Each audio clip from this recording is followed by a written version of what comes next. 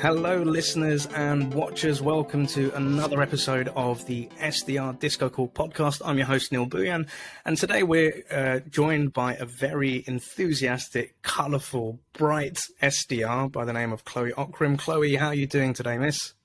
Doing great, thank you. Perfect. Thank you so much for joining us today at the end of your day. We're currently in Monday. What month are we in? I can't even remember what month we're in. We're in March.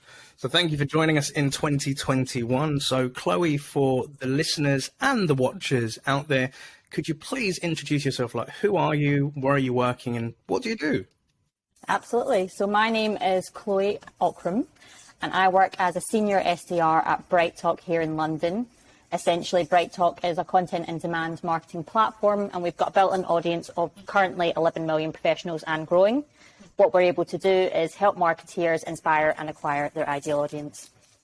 Absolutely love it. Thank you very much. And Chloe, for where in the world are you right now? I'm in London currently, so I'm originally from Glasgow, but I am based in the London office, which you might hear by the accent. Love it. A lovely Glaswegian accent there. And just like before we joined on this, like you kind of told me that you've just been to a HIT class and you're looking good, coming out of sweaty class. What do you like to do in your spare time, Chloe, outside of sales and sales development? So we're lucky enough to have a personal trainer twice a week that's been supplied by the company throughout lockdown, and they've really supported us just to keep that work personal life balance. So what I've been doing is just trying to get out for walks. We've been trying to do mindfulness. Twice a week has been HIT, which I kind of maybe when things did open up slightly maybe have verged off of that, but I'm back on the game again. Was there today doing push-ups and burpees and God knows what. Well done. That's admirable. And it's really cool to hear that your company's supporting you by providing that during lockdown. And it's been a while since I've been to a HIT session, but I'm looking forward to it myself. But as we were saying, like looking at your LinkedIn profile and the power of this platform, we can actually visit your LinkedIn profile to see the brightness of Chloe. And as we can see, like you've had a bit of a journey like prior to joining BrightTalk. So if we go like way back in the day, obviously you was at university, you were studying contemporary art practice and Bachelor of Arts. You worked within retail, Forever 21, went into office shoes. I love their shoes, by the way, back in the day. You worked at Opoly, you worked at DataQuest as an account manager, and then you came to Zyper as well, and I think there's a few stories there. You worked as an event assistant as well, and then you came to BrightTalk. So, Chloe, for the listeners and watchers, kind of what's the story like? What took you to BrightTalk, and what was this journey like for you? I think for a lot of people, the journey is very similar in the sense that we start at university and we need that side job, that side hustle. And a lot of the time you'll then go into retail. So that was one thing I loved. And the main thing that I loved about that was the fact that all around me were people coming into the shop and they were looking for products that I liked as well. So I'm very much into my fashion, into my trainers and that side of things. So when people were coming in and they were going, oh, I'm looking for this, I was like, yeah, come on, I'll help you out. That was one thing that I really loved about it. And also, I think everyone's the same that's in sales. They love talking to people. So when you're getting people coming in and they want to talk to you, you're like, this is great. So you're kind of, in that sense, now that I look back at it, I'm like, oh, that was almost like an inbound approach of people coming into the shop and they were like, I know what I want. And I never knew that that was a thing back then.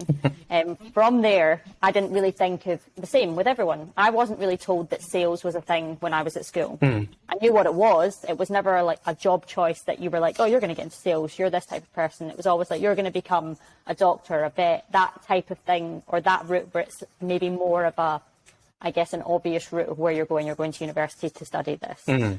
So I went to university and I studied contemporary art practice because it was something I enjoyed and I liked doing. And that's one thing that I believe that you should always do is go and do something that you enjoy and that you're happy doing, because in the end, if you're happy, you're going to be more successful.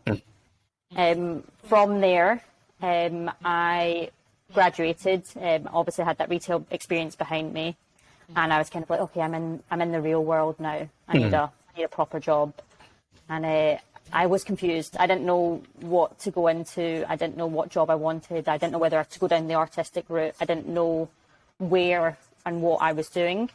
And I think from there, I was kind of applying for anything that took my fancy. There was no direct route at this point of where I wanted to go. So kind of like a free for all, like you're thinking, right, Yeah. I need to get this real job, as you say. Not really sure what direction, but you was applying for things which thought, okay, do you know what, I could potentially do that, and just let's see where it goes. Is that right? Yeah, exactly. And it's kind of the case of I had an idea of what I wanted to do, but it was kind of like, you can see where you want to be in the future, and that's making money, but you're like, how do I get to that stage? What's the right route that I can get to be successful and being a high earner?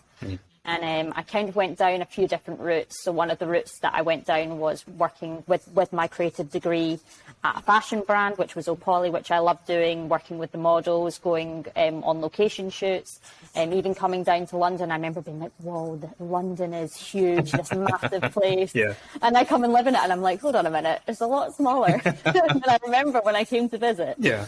So it was things like that. And then I got into the brand influencing at Zyper, which was a small startup company, and what we were doing there was helping with the marketing side of things. And again, what you mentioned before, was in an account management role, and that was through a graduate scheme. So I went through a graduate scheme for that, got this job, and it was the first job that I was offered, and I took it. I was like, oh, someone wants me. So I took the job straight away, and I didn't look at what the company did. I didn't have an idea of what I was going to do. I knew that I was like, oh, I'm a people person. I like sales. And the thing was, when I started that job, I did like the sales side of things, and I did like the account management side of things. But the thing that I couldn't get behind was the product itself. And I just didn't feel passionate towards it. And in my head, I was like, oh, if you can sell this, if you can sell that, you can sell anything. Yeah. Like, that was it. Yeah. And I think that's a mindset that a lot of people have. If you can sell this, you can sell anything. And I got into it, and I was like, I liked what I was doing, but I wasn't enjoying the product, and I wasn't passionate about the product. Yeah. So I couldn't then go and tell people, oh, buy this printer, buy this fax machine, you're going to love it.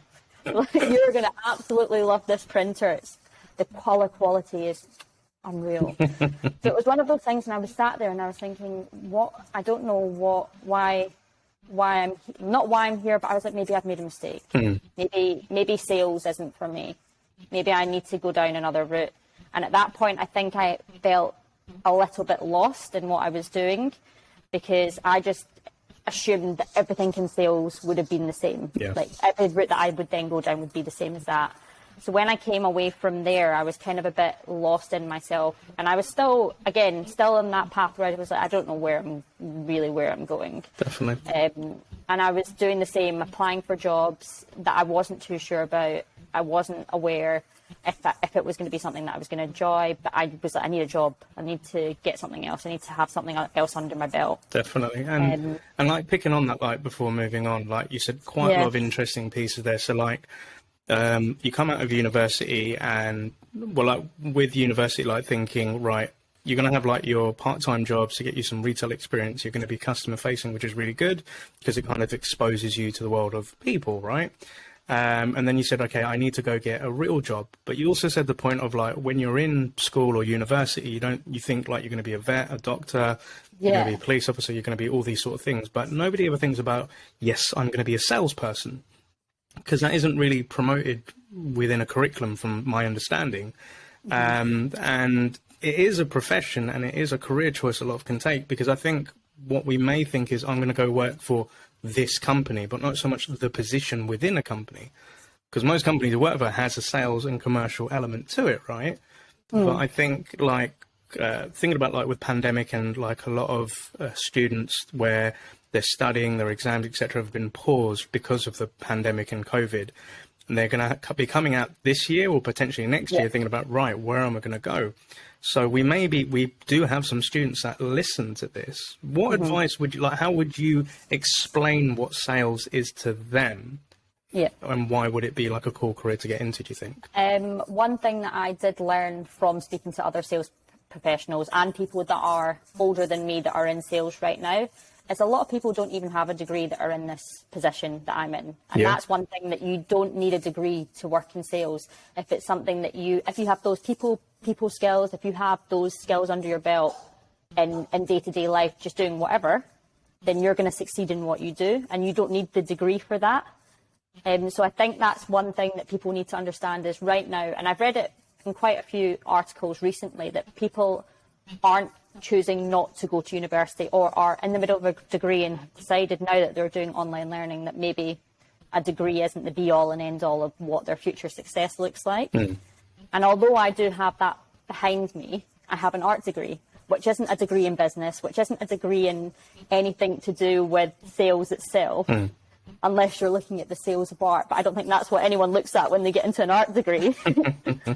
It's kind of the case of, I think if it's something that you're passionate about, not even sales itself, if you're passionate about the skills that are behind sales, you'll be successful. I love that. And yeah, I agree. Like, I've met a lot of people that are in sales that don't have a degree. I don't have a degree. I kind of said to university, I was like, no, that's not for me. I want to go into the working world. But I did something very similar to you. I was just like taking jobs because I wanted to earn money and I just wanted to have a job and not be a bum, in my opinion. And there's that element of like, all right, I'll take what tickles my fancy, but I don't really know where I want to go into. And that's synonymous with a lot of people. We have that, I don't know what I want to do. I don't know where I'm going to go. And they may start putting themselves in an element of guilt because they think, well, everybody else has got it sorted. Everybody else has got it figured out.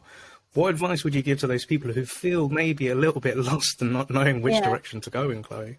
I think the main thing to understand is it's not going to be instant, and that's what we all want. We want this instant. I have ASOS next day delivery because I want my clothes the next day, and sometimes in life it's not going to be like that. You're not going to get things when you want it, and that's one thing that you have to learn, and I'm still learning myself, that everything isn't instant. But one good thing to remember that I found through this pandemic at least is there's always going to be sales. There's always going to be a sales position open. A lot of jobs were made redundant over the period of lockdown. And one thing that I did notice was that we were still hiring within sales positions. There was other companies that they still need to bring that money into the company. So those positions are always going to be available to you. It's not a role that you're going to get yourself into and then something like this will happen. You'll go, oh no, right, that's it. I'm stuck, I've not got a job. Because you've got those skills now under your belt, you've then got the skills to work in other industries and other companies as well. Definitely. So one thing to remember is even if now you're a bit confused or you're struggling to get that role, there's so many opportunities and possibilities out there for you as long as you've got the passion for it. 100% agree. You've got to have the heart for it. And as you mentioned, you went into one of these roles where, right, you didn't really know what you were doing. And then you realized, okay, I like to do the sales bit, but I'm not really passionate about the product. And I've been in that position myself where I've taken on a role, I've started selling it, and I was like, dude, I really don't like this and I don't believe in it, but I'm in this job because, I'm trying to make some money and a job is a job and I can sell something. Yeah. But why do you think it's important that you have to be passionate about the product that you're selling? Why is that important to you, Chloe? I think the main thing is because you're not going to be happy. I'm quite a competitive person in the sense that I need everything. I need to be the best at what I do. And if I'm not being the best at what I do, I'll blame myself. So because I wasn't passionate about the product, I then wasn't as successful as I wanted to be selling it because I couldn't back the product itself and sell it to people. So I think the main thing that you need to know is that you have to like the product. Not even like the product. I think it's a case of understanding, not even understanding the product. It's a case of just liking what you do. Because if you don't like the product, if you don't like what you do, you're not going to be happy. And I think the end result that you want to have when you're working is that you are happy with what you do and you're going home and not going home and getting into bed and going, oh, I wish I didn't have work tomorrow. You want to wake up the next day because you're going to be doing this for a long period of time to then have to wake up every morning and be like, oh, for God's sake, I've got to get up again. Oh, I've got another day of work. One of those ones. You don't want to be like that. No. You want to be getting to the next day and being like, oh, I'm quite excited to come in. I've got this happening. I've got X, Y, Z. I'm excited about what's happening next week. And then not only you do enjoy your personal time, you enjoy the weekend, but you also enjoy coming in on maybe not so much a Monday, but on a Tuesday, Wednesday, Thursday, Friday. Yeah. And that's the thing that you need to remember is that if you enjoy the product that you're selling, you're then going to enjoy going into work and you're going to enjoy your life a lot more. Agreed. And I think, you have to love what you do. You have to be passionate about the space that you're in. And it has to be somewhere that, like you said, gets you out of bed in the morning and think, do you know what? I'm going to go enjoy this day in the office or working from home, but working for this company and like helping spread this brand. And I think a really cool way that I used to do it when going for jobs, and even now, like with HappySelling, if I pick clients, I'm very selective as to who I work with. But I will look at, like, there are millions of SaaS and software platforms out there, but I always look at it as if, would I buy that? Would I use it as an individual if I was working in another company? And can I see the wow factor in it as to like what it's actually achieving and what it's helping? Because that's when I figure out, okay, if I think I could use it on a personal level, then I could definitely sell and back it when I'm talking to other people as well.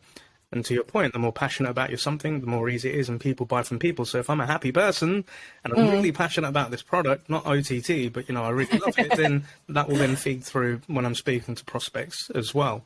Yeah, absolutely. So when, like you said, you're going in that job, like not wanting to sell printers and stuff you're not passionate about, you got into Zyper as well. So like, what was that? Yeah. Like you said, that was kind of like your first startup experience. And what was going through your brain of, you did retail jobs, you went into this other job, and then, okay, now you hit startup land. Yeah. What was that like for you? It was a completely different experience. I'd never worked in a startup before, and it was kind of, you had multiple roles within your one role. So you were hired for one thing, and I think that's the same with every startup. And because it's a smaller team, although you'll have one job role, it will be a lot wider than you realise it is. And I think in some sense, yes, it is difficult, but then it also expands on your skill set.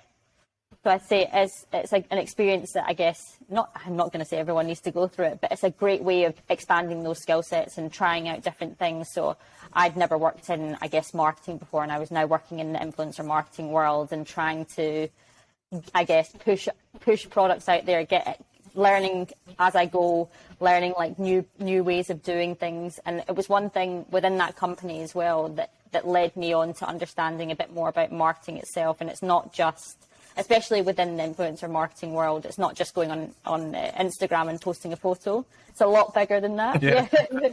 Product photo. Yeah. Hi, guys.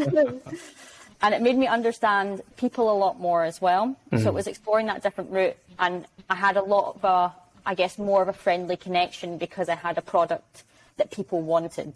So the same as when I was working in retail, except in some sense, free for the person receiving it. So I'm sending out gift products to people, and it's a lot more exciting in that sense. And I really enjoyed what the mission was about behind the company, which was that real people can be influencers too. So that was one thing I was I'm really passionate about this. I really enjoyed it. And when I first started there, I was under contract, and that kept getting extended. So it made me feel good about myself that I was continually being like, oh yeah, they want to keep me on for longer. And then eventually the company was growing and growing. This is before COVID. Yeah. And they ended up moving the head office. There we go. Headspace is the meditation app. Yeah. Cool app, but yeah. I've been doing so much of that recently as well. Oh, I want to pick up on that. We'll come back to that in a moment. But they're moving the head office, and moving their head office to LA. And I was, and at the time as well, I was also, this is when I used to do multiple roles. I was also working for a company called WH Management, which was events. So I was doing them alongside each other, which meant that, yes. Wow, so you was doing 2 different contracts, 2 different roles at the same, is that right, Chloe? Yeah, I've done that my whole life. I love doing a little side job on the weekends. We've got a lot in common there, because, I totally know that. Like, how was you, like, managing that, and how did that work out for you?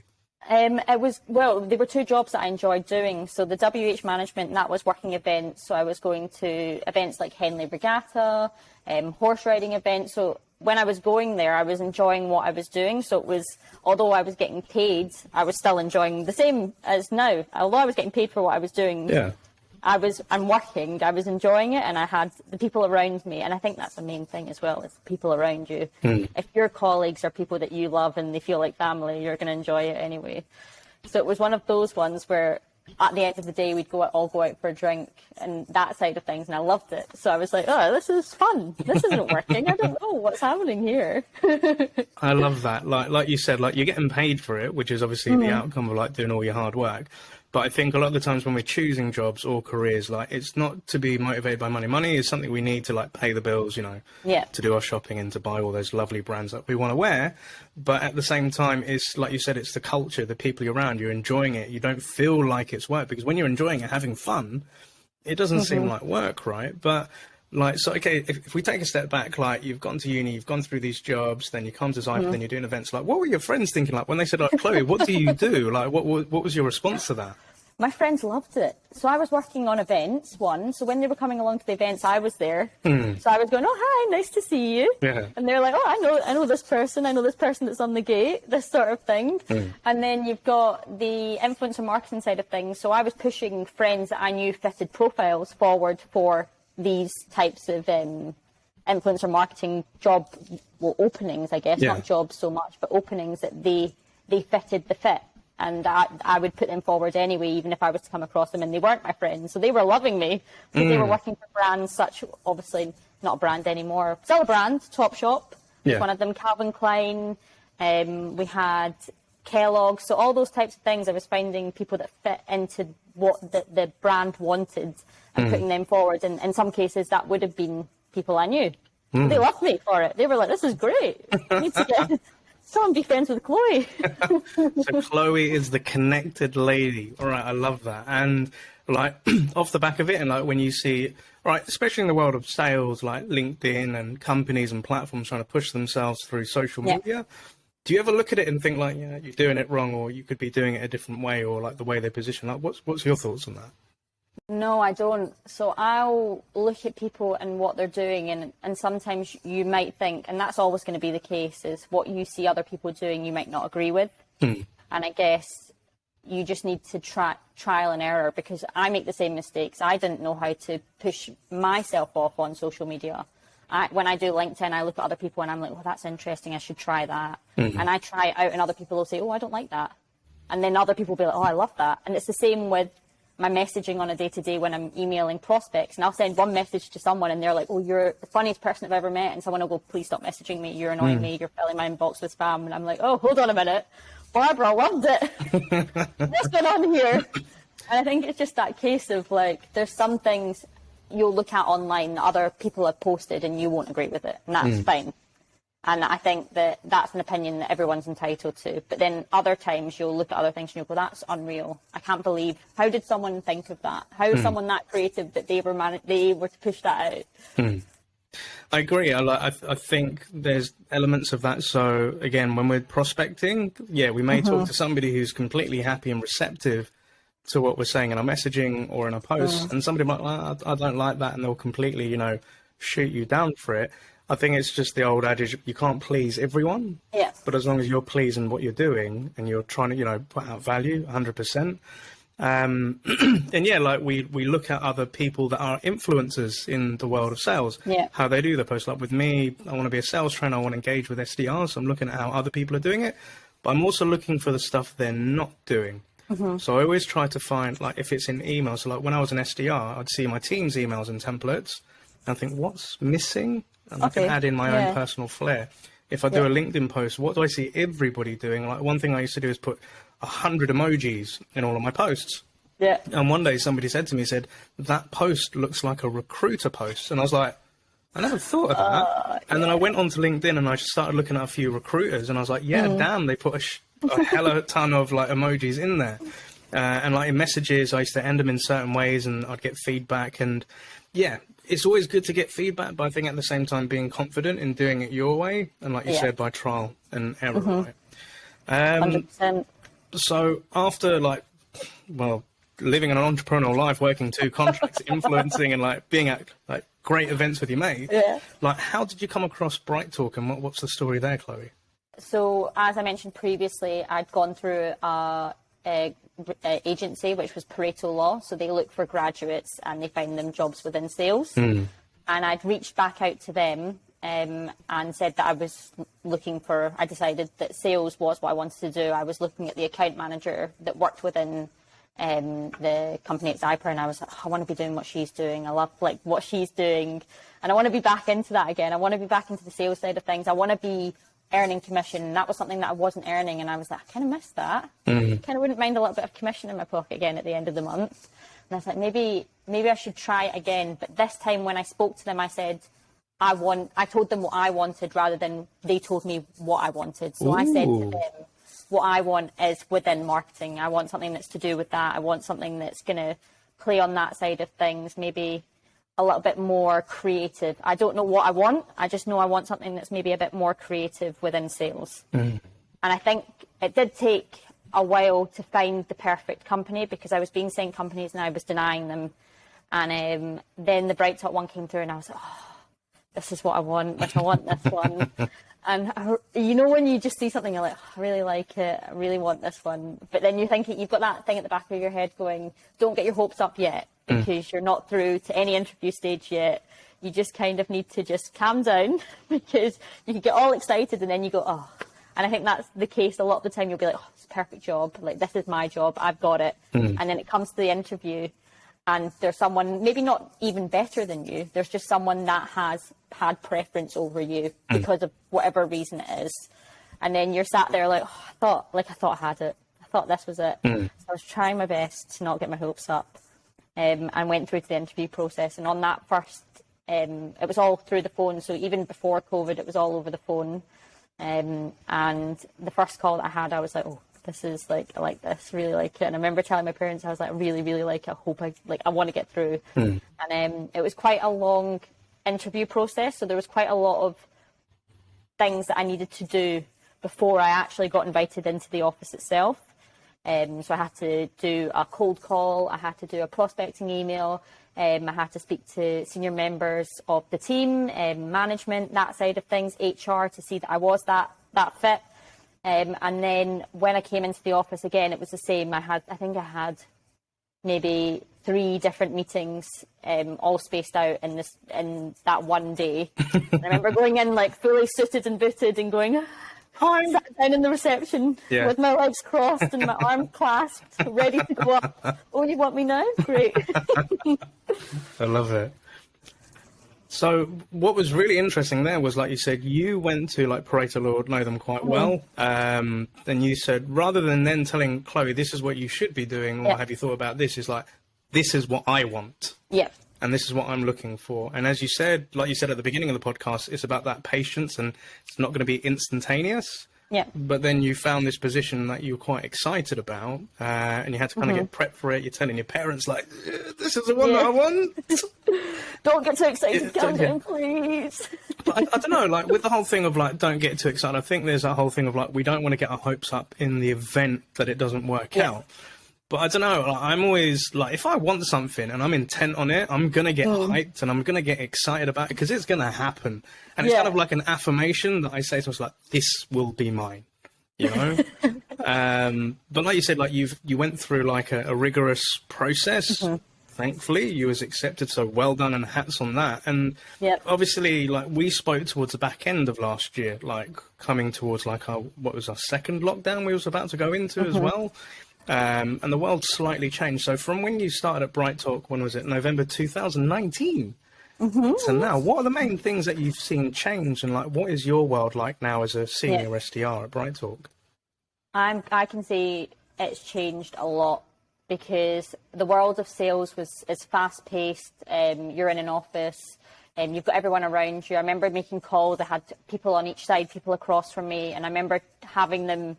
Each time I had to connect and I had a good call, I remember everyone cheering at the end of it. And I remember thinking in my head, quickly, I've not hung up yet. The person on the end of the line can hear that. And you had that buzz of the office and everything was going on around you. I remember we used to have to, there was like gong going on behind us, and we had our own personal songs whenever an opportunity would go through. It was exciting. It was a thrill. Nice. And we had our, at the end of the week, we would go out for drinks, and we had parties to look forward to. We had events. We had for hitting targets, things planned. So it was all very much like go, go, go. Like everything was a buzz. Like you had no, I guess you had no time to sleep. Like everything was always like, oh, I'm excited for this. I've got this to look forward to. Next week we're doing this party. We're doing this event. I'm meeting this person, whatever. And then lockdown hit, and suddenly it was like, okay, we're all doing this on Zoom now, right? I'm sat in a room by myself and it's silent.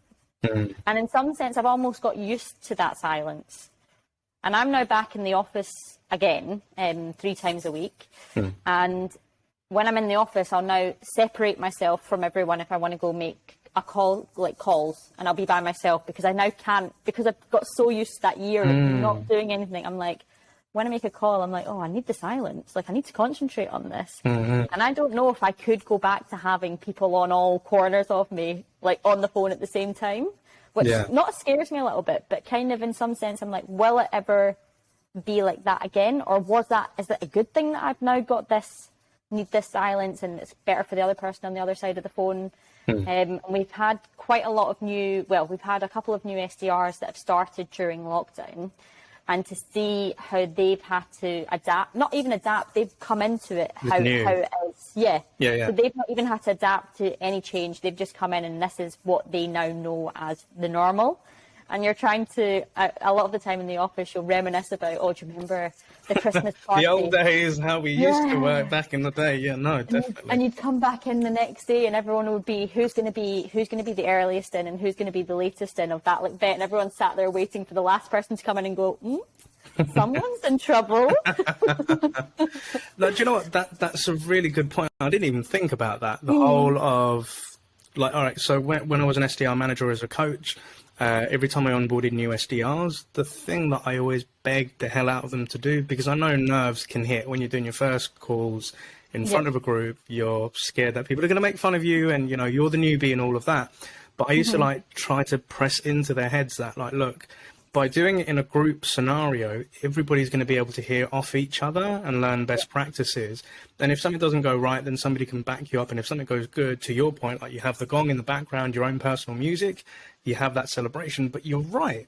Like a lot of us have been working from home for a long while, doing our calls on our own.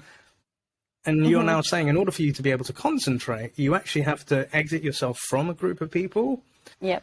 And hopefully you may get back to that point of, you know, being comfortable and being able to do it in a loud office, because I'm hoping one day we're going to have loud offices again. Yeah. You know, I miss those things. But and another point you mentioned, like with new SDRs, this way of working is normal for them. They're not having to adapt. It's kind of like the whole thing of like when they say, like with me, I'm an old school dude, and like when we had tablets and smartphones coming out with touchscreens, we're like, ooh. But like even with my 6-year-old son, like he's just a whiz at his tablet and he can action things, and I'm like, it's because he was born into that. So it's just normal for him. Whereas for me, it's like a wow moment. But like you said, these new wave of SDRs, they're the new people, and they're just going to be able to, you know, just adapt straight. Well, they're not even, like you said, adapting. They're just doing. But then for the senior ones like us that remember the old school days and how it once was, how difficult do you think it might be to convince them if they're not going to be entrenched in that sort of group scenario initially? I think it's always going to be that transition, because even while I've been there, we've swapped programs multiple times. We've tried out new systems. We've tried out new processes. Even with sales kickoff, as it happens each year, we'll change our processes up. So with sales, it's always changing anyway. So it's something that you come to expect in a sense. So when you're in that role, even now that they've not adapted, but they've come into that role as it was, they will then do the same as what we've done, where we've adapted to that change. And even now we've started to introduce calling sessions where we'll be on with each other and we'll do one call after the other, so we can hear each other and bounce off those ideas and say to them, oh, well, I think maybe you shouldn't say that, you should actually say this. And because you've become so used to just listening to yourself, you don't pick up on those, oh, actually, yeah, that's a good idea. Maybe I should try that. And like then listening to the next person speaking, going, oh, actually, I've not used that line before, but that's smart. Like, that's how you're getting opportunities on the phone. That's a good idea to do. And things like that, which is definitely something that I think they will, in the same sense as us, adapt to those new changes. Definitely. And I'd also say, like, with the newbies, because they're going to be executing it in their world that they're going to be used to, they're going to be trying out different things and they're going to come up with cool, really ideas. So it's always the fresh people that I want to talk to, because they have the most cool and innovative ideas that us older SDRs or people in sales can learn from as well. But when you're able to marry those two styles together and create like a hybrid approach, I'm excited to see what new sales development tricks and tips are going to be coming up as well. But obviously, like you said, just listening to yourself, working remotely at home, and now you're going into the office 3 times a week. There's not as many people in there. How have you kept yourself sane? Because I heard you mention the word headspace, and I'm a big fan of Headspace as App, it's something I use. What things have you done to kind of like help keep your sanity during this whole transition?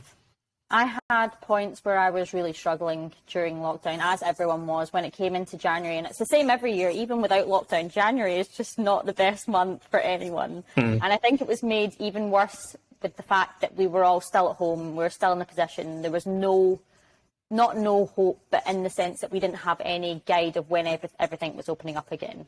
So in my head, I was like, well, this isn't great. I'm dreaming of going on holiday. I want to book. This is the time where you book everything. You book your festivals, you book your holidays, you book what you're doing for the summer. And that wasn't happening. And I was kind of like, I don't know how to cheer myself up. I don't know how to do it because I've tried different things and it's not working. So I made a post on LinkedIn, and it was when I'd never really made posts on LinkedIn before, but I was like, I'll bite the bullet and I'm going to make a post. So I did it, and then I got loads of feedback and people reaching out and telling me what they're doing. So things like tidy your desk away at the end of the day. Something so simple as just like, when you're finished work, put your keyboard away, put your laptop away, close everything down. Like, that's the end of your day. If you were in the office, that's what you would do. You would leave and move away from that space, which a lot of people won't do when they're at home. You'll just be like, oh, it's fine. I'll just work till 7 o'clock. I'll just work till 8 o'clock. Or I'll put Netflix on one screen and I'll watch that and I'll just finish off these emails. And then you don't realise that actually, okay, it's now 9 o'clock and you've been working since 8:30 this morning. Like, have a break. One other thing that really helped was getting up at an earlier time and doing some form of morning. I did yoga. So whether that's yoga, going for a walk, just going to the shops to get something to eat, something just getting out the house and getting some fresh air, because when you're cooped up in the same place for anything over a couple of days, you'll start to go a bit crazy. Breathing in your own air and being in this stuffy room, like laptop in front of you, and your eyes start to go funny as well, and everything just goes downhill from there. And then if you do leave it too long, you then get trapped and you're like, oh, I don't want to go out. I'll need to put on normal clothes. Like, people are going to see me. And that was one thing I was like, oh, I'm in tracksuit bottoms. I don't really want to go out. Like, I'll just put on a pair of jeans. I can't bother putting on jeans. I'll just leave it. And I was like, no. Get out of that mindset. Like, I needed to stop myself, because I was. And the same as everyone, I was like sat in the house for a week and not leaving. And then when it came to the weekend, I was like, well, I can't be bothered going out now. Like, I'm comfy. I look a mess. And then you realise everyone else looks a mess as well when you go out. So you're like, do you know what? It's fine. Yeah. Like, get out, do it. We tried to do a few things as well as a group. I think everyone had Zoom fatigue by this point. So it's kind of difficult in the sense to organise events over Zoom. So trying to even mix that up slightly. We arranged a cocktail night at Christmas, and we did one of those. And then we did a paint by numbers, which was actually very stressful. Wouldn't recommend. Don't do that. It was horrible. We were all sat there going, oh, God, we have to finish this. Mine's is going in the bin. I started to do contemporary art on top of it. I was like, it's fine, guys. I've got a degree. I'll just... And there, the degree comes back into action. I love it. Full circle. But you said some interesting pieces. And, yeah, I think... a lot of us, myself included, we've gone through, I think it's the element of uncertainty. So how are things going to pan out? How am I going to be able to plan for holidays? How am I going to be able to plan for, doing stuff that I'd want to do, that I enjoy doing, but I'm a bit restricted in doing right now?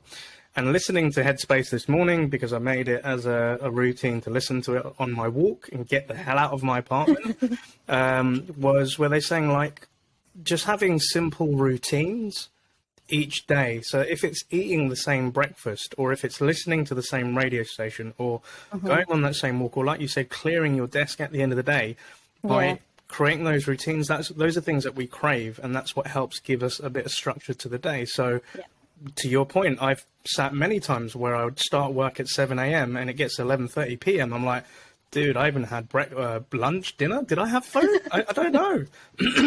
And the whole thing of getting really comfortable, and that was something I've been struggling with the last couple of weeks. So I live on my own in my apartment, and I'm working, I'm doing all this HappySelling stuff, doing all this podcast stuff, talking to friends, and I'm like, do you know what, I should go out for a walk to the park. I should maybe go buy my lunch. I maybe, just get a bit of fresh air. And I'm like, nah, I just got to finish this off. And but then you're like, all right, maybe I should get changed. Maybe I should have actually had a shower today. I should have. And like you said, it comes to the weekend and like, oh, that was such a stressful week. I just want to stay in. Yeah. And it can become toxic in itself. So it's like you said, having routines, doing something a bit different, having those boundaries, knowing when to switch off. And do you know what? I've enjoyed actually having a shave and like pampering myself and, get myself feeling a bit better. But I'm hoping, as a lot of us are in the coming weeks, we're going to get a little bit more freedom. We'll be able to, go out, and I'm looking forward to those festivals this year as well. So 100%. But hopefully, fingers crossed. Fingers crossed on both. And I guess touching on what you've just said there as well is that we're all in the same boat.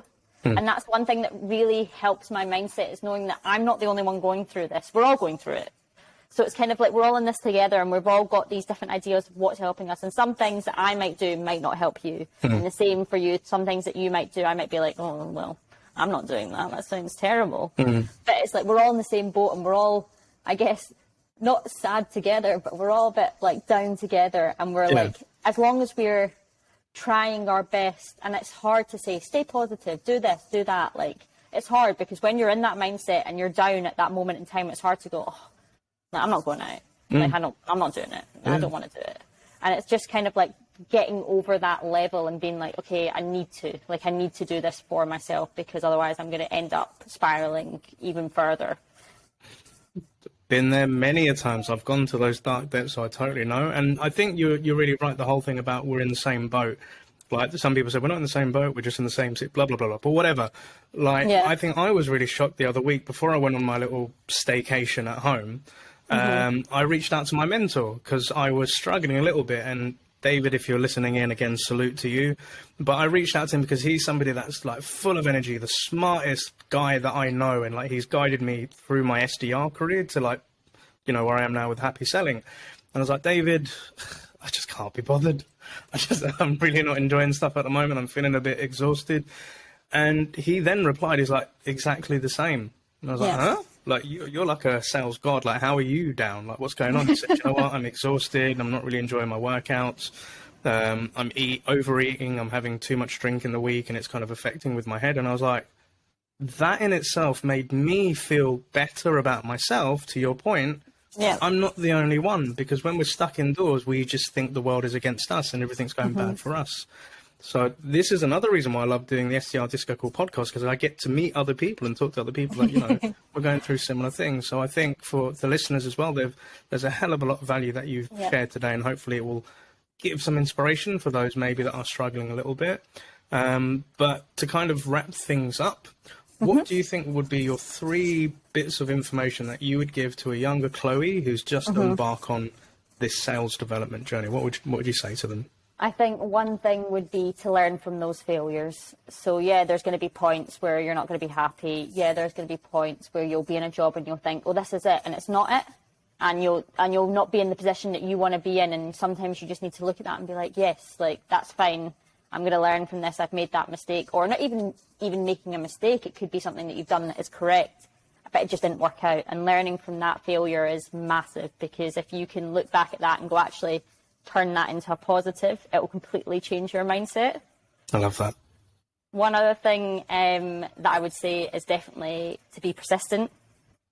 If you are persistent in what you do, if you can keep things up, especially within sales, if you're prospecting clients, for instance, sometimes it can take 2 weeks, even a month, even 3 months to hear back from them, or even to get any form of contact from them. The same when you're applying to roles. So if you're applying for a sales role, that persistency, is that the right word? Yes. We'll go with it. Anything on this show, go for it. Don't worry. Persistency. Yeah. As long as you've got that, when you're applying for your roles and you're constantly doing that, then you're going to end up seeing results, maybe not instantly, but then from that persistence, there we go. From that persistence, you're going to see results eventually, maybe not instantly. Sorry, I've just repeated myself 3 times. You're persistent. That's what it is, and that's what I love. That's all good. And what about a third one? what last tip would you give to somebody? So think about it. There's this Chloe that's just left university. She's got a degree. She doesn't know if she's even going to use it. She thinks she wants to get into sales. She's not too sure. What would you say to her? I'd say there's a couple of things here. One big one is ask questions, and this is something that I was always told from the start of my job here at Bright Talk. They always said, no question is a silly question. And at first I was like, there is silly questions, actually. There's a few silly questions. It's silly if you don't ask. And there was a lot of things that people would mention that were abbreviations, or even when I'm on the phone to people that work within something, they'll have jargon that they use internally, and they don't realise it's jargon until they speak to me. And they'll mention it, and I'll go, I don't know what that is. And instead of going, okay, yeah, I'll go, oh, sorry, I don't know what that is. And that really helped me out. Even recently, more recently, has helped me out to be successful in hitting my target and being promoted. So I'd say that's a big one, was asking questions, because that was something sometimes I think you get a bit nervous about, because you want to be right. You want to think that you know everything. And I think that's one thing that you need to just do, even if you are embarrassed by it, is just ask those silly questions and find out that information and then go forward from it. I think that's a hell of a lot of value, a hell of a lot of good advice. So again, asking lots of questions, be, what's the word, persistent? Yep, persistent and consistent. I say persistent and consistent. Oh, I like that. Be persistent and consistent. It equals consistency, all of those together. Or something There's like some that. cheese on the SDR Disco, but I absolutely love it. I love cheese. I'm a big fan of cheese. All right. And Chloe, are there any shout outs that you'd like to give on today's show? Yeah, absolutely. I'd like to definitely shout out to my current team that I'm working with now, even my direct team and the wider team, obviously. They've helped me through getting to where I am today and succeeding and being a successful SDR. They've also helped me when there's been tougher times and I'm a bit down, and they'll come to me, and a lot of the time, even over Zoom, you can see each person day to day, and you know when they're feeling a bit sad or they're looking a bit sad, and you can always reach out over Slack or Messenger or whatever it is that you're using. So they've definitely helped me get through this lockdown. And then definitely a shout out to everyone from previous who's then helped me to get where I am today and be happy within my role. Absolutely love it. Thank you so much, Chloe. And for any of the listeners or watchers that are viewing this episode, if they want to reach out to you, is that okay? And what would be the best way to reach out to you? So no question is a stupid question. If anyone wants to reach out, feel free to reach out to me. Anything that you want to ask, whether you think it's the stupidest question you can imagine or whether it's something that you just don't understand within your role currently, feel free to reach out if I can help in any way. My details are on my LinkedIn, so my email address and my phone number. And my name is Chloe Ockrum, Ockrim. Easy enough to find. Love it. So we'll make sure, guys, that Chloe's details will be on the show notes so you can get in touch with her. And to your point, your details are on your LinkedIn profile. So thank you so much for that, Chloe. But no worries. We'd love to have you back on the show in a couple of months' time to see what's new. And again, congratulations on that promotion to being a senior SDR. Like, you fully deserved it. And yeah, just again, thank you so much for being a great guest. And most importantly, good luck for this year and happy selling. And thank you for having me. Happy selling.